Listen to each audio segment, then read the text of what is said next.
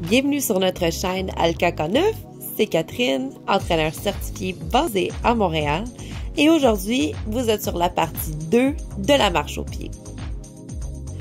J'aime toujours faire un petit scénario du genre avec le chien avant de quitter pour une marche ou une pratique à l'extérieur, juste pour qu'il soit déjà dans l'esprit d'entraînement et concentré.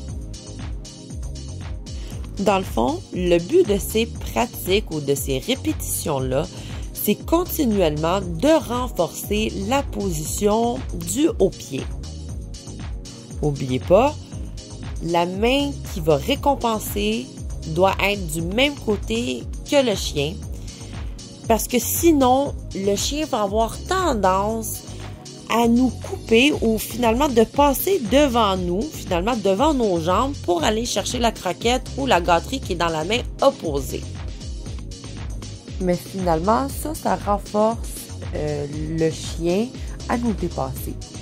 Donc, en ayant la gâterie dans la main du même côté où on veut le chien, finalement, si c'est à gauche comme dans la vidéo ici, donc on met la gâterie dans la main gauche si le chien est à notre gauche.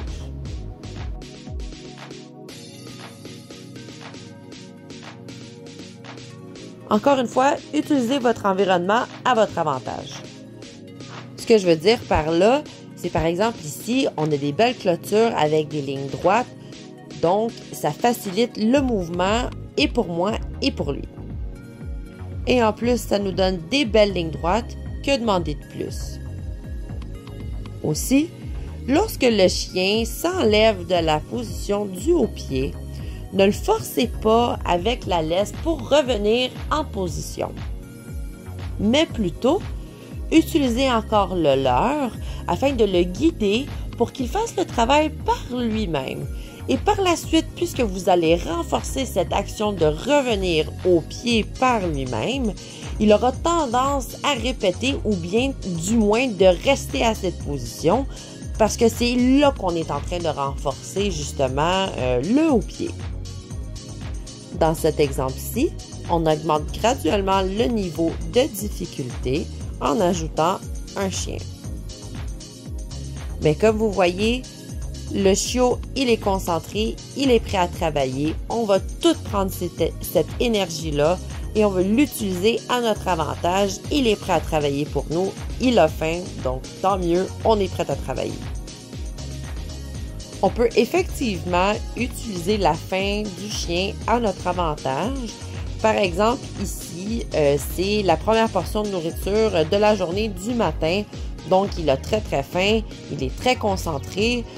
Donc, j'ai une plus haute valeur à ce moment-là puisqu'il n'a pas encore mangé. Ça m'aide beaucoup à ce qu'il reste concentré sur moi et moins sur le chien. Si vous avez aimé ce tutoriel, abonnez-vous à notre page afin de ne rien manquer. À la prochaine!